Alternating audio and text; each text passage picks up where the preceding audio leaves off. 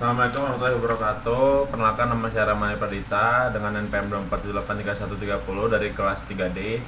Di sini saya akan mempresentasikan tugas UAS ujian akhir semester dari mata kuliah UI UX.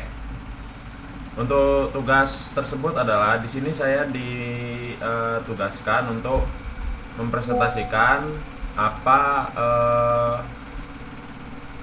apa role saya pada tugas yang telah diberikan pada mata kuliah tersebut. Di sini role saya adalah sebagai analisis, walaupun tidak sepenuhnya saya yang mengerjakan, tetapi sebagian besar untuk analisis itu dikerjakan oleh saya. Jadi untuk analisis di sini adalah di sini yang pertama, di sini ada timeline project dari project saya dengan teman-teman. Untuk di sini yang pertama ada user interview dan competitive analysis untuk minggu pertama. Lalu untuk minggu kedua di sini ada user persona plus user journey, lalu prioritization idea. Lalu untuk minggu ketiga di sini ada user flow, terus ada information arsitektur dan wireframe. Lalu untuk minggu keempat di sini ada UI kit plus hi-fi, lalu prototype dan usability testing. Lalu sini yang pertama ini adalah competitor apps. Nama aplikasi kompetitor sini adalah Ruang Pangan. Untuk kelebihan dan kekurangannya di sini kami belum menemukan yang terlalu signifikan untuk kelebihan dan kekurangannya. Lalu untuk aplikasi yang kedua di sini ada Dompet Duafa Lampung. Untuk kelebihan dan kekurangannya juga kami belum menemukan kelebihan dan kekurangan yang signifikan. Jadi menurut kami tidak begitu penting untuk kelebihan dan kekurangannya. Lalu di sini yang pertama user persona adalah Ivan Prasetyo, usia 35 tahun, pekerjaan pedagang somai dan nasi goreng, alamat Raja Basa Bandar Lampung. Di sini Di sini saya diminta untuk mewawancara beberapa orang. Kalau Irfan Prasetyo ini diwawancara oleh teman sekelompok saya. Di sini saya diminta untuk mewawancara beberapa kantin yang ada di kampus Polinela. Untuk pertanyaan pertama adalah forum pertanyaan Pak Jajam, pedagang somai. Untuk contoh pertanyaannya di sini adalah, apakah Bapak sering melihat makanan sisa dan kebuang? Untuk contoh jawaban dari Pak Jajam, di sini ia jarang melihat. Kalau jualan saya sih biasanya alhamdulillah laku semua dan masih bisa terjual lagi tanpa harus dibuang. Di sini untuk contoh pertanyaan Pak Jajam ada seperti ini, ada sekitar 10 pertanyaan dan 10 jawaban.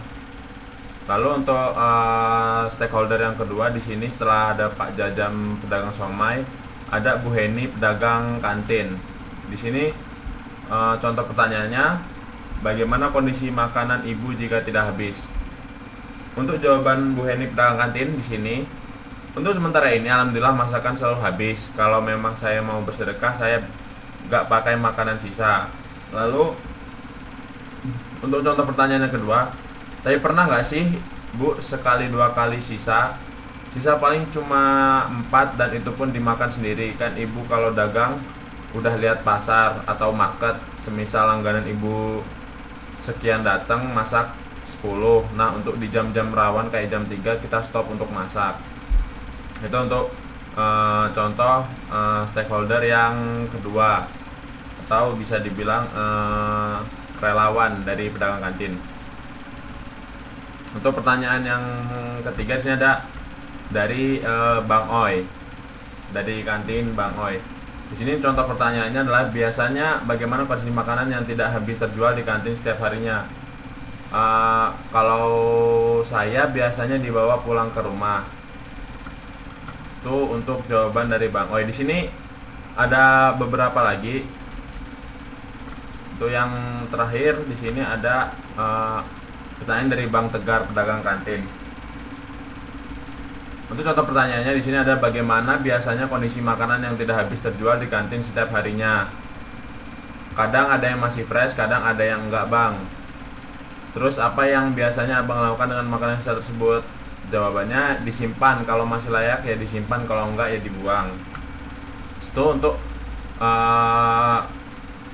contoh pertanyaan dan jawaban dari keempat relawan dari yang relawan kantin yang kami wawancara.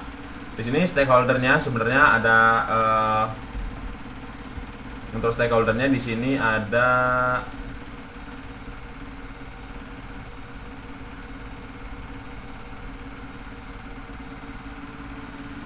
di sini ada 3, yaitu ada pengguna umum, orang yang bisa menerima makanan gratis, berdonasi makanan berlebih, menyawet pengguna yang berdonasi atau donatur premium.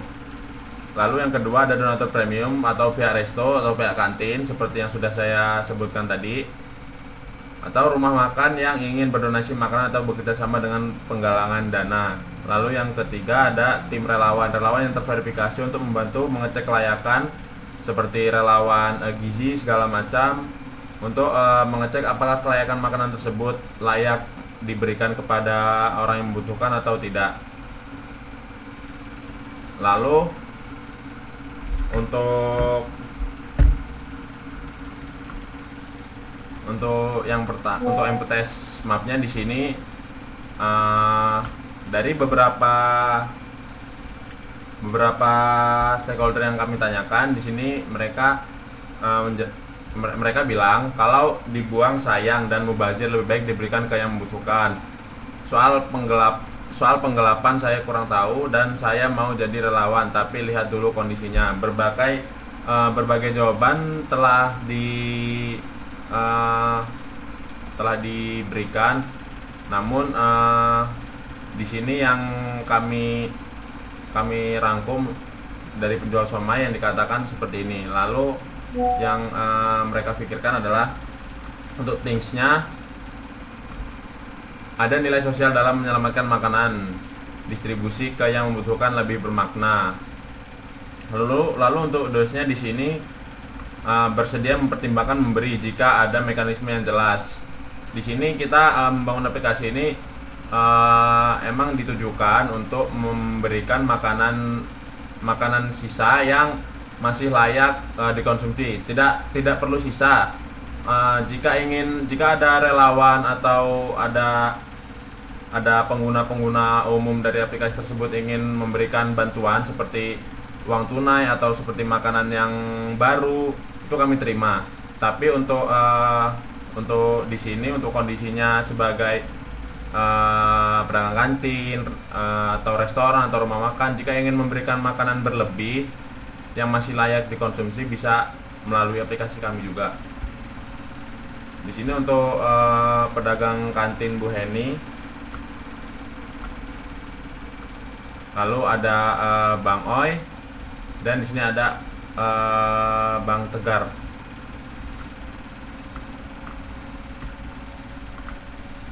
Lalu untuk poin-poin dari masyarakat umumnya di sini, untuk masyarakat umum, relawan atau pengguna baru bergabung jika kondisi jelas dan aman, belum ada kejelasan tentang keamanan donasi, kurangnya promosi dan sosialisasi aplikasi. Lalu untuk pedagang kantin, kekhawatiran makanan tidak segera diambil oleh relawan. Di sini mereka masih meragukan karena kita masih mewawancarai dan tidak memberikan sesuatu yang memastikan apakah aplikasi tersebut akan berjalan dengan baik atau tidak. Lalu di sini pedagang kantin memberikan pernyataan juga tidak ada validasi kelayakan makanan yang didonasikan, tidak jelas peran admin dan relawan, tidak ada laporan penyaluran makanan secara jelas, kekhawatiran penerima tidak sesuai target, pengguna belum memahami cara kerja fitur aplikasi. Lalu yang selanjutnya adalah how make we, masyarakat umum, menambahkan fitur informasi, keamanan dan tata cara menjadi relawan serta status keaktifan pengguna agar sistem terlihat transparan. Lalu di sini juga ada menambahkan tim relawan sebagai pengecek makanan quality control, tidak hanya distributor. Dan sediakan halaman edukasi dan banner promosi di aplikasi serta integrasi media sosial agar pengguna mudah membagikan kegiatan food share.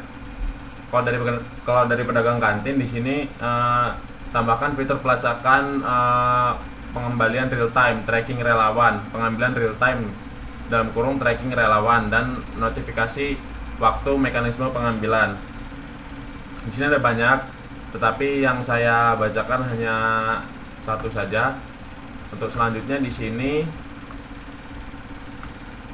ada journey maps.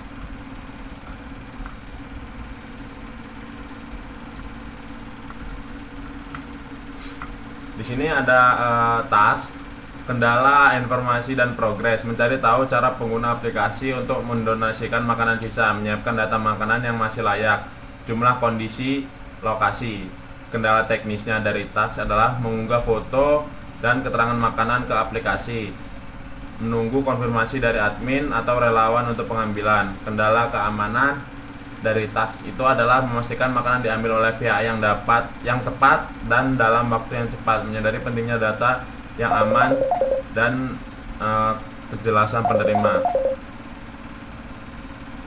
Untuk poin-poinnya di sini, belum paham cara kerja dan alur aplikasi. Tidak semua pedagang melek digital untuk menggunakan fitur upload informasi penerima, dan proses pengambilan belum jelas. Lalu untuk homemade Woo, di sini ada bagaimana kita bisa membuat panduan atau edukasi sederhana agar pedagang cepat paham cara menggunakan aplikasi. Bagaimana kita bisa mendesain UI yang mudah dipahami oleh pedagang non teknis. Lalu di sini ada ID priority.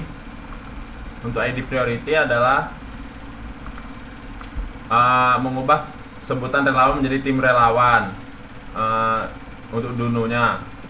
Lalu merevisi kejelasan tugas tim relawan menjadi admin, QC, dan distributor. Lalu membuat fitur donatur premium. Fitur tersebut adalah fitur untuk resto atau rumah makan. Lalu untuk do next-nya, membuat daftar penerima donasi yang transparan.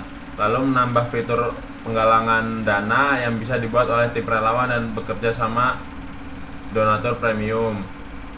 Lalu ada penerima makanan dapat memberikan sumbangan seikhlasnya kepada pengguna atau donatur premium yang mendonasikan makanannya. Lalu untuk dulasnya adalah fitur testimoni dan promosi sosial. Untuk do letternya di sini masih kosong. Lalu di sini ada beberapa information arsitektur yang bisa kalian lihat di sini. Untuk pertama mulai dari aplikasi, lalu splash screen, lalu onboarding, registrasi, dan login, lalu memilih role. Di sini ada role umum, ada role donatur premium, lalu ada role tim relawan. Untuk role donatur umum seperti ini.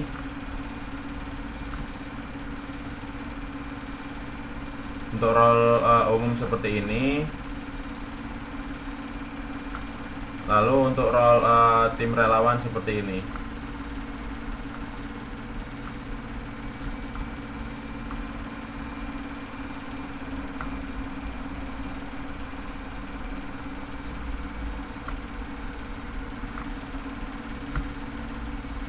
Dan di sini untuk lebih jelasnya, di sini untuk mulai aplikasi, onboarding, registrasi. Untuk role umum seperti ini. Setelah menampilkan beranda, lalu untuk role tim relawan seperti ini.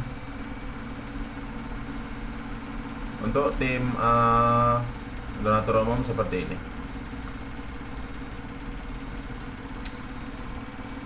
Cukup sekian dari saya. Jika ada kurang lebihnya saya mohon maaf, karena saya juga masih belajar dalam desain UI UX seperti ini.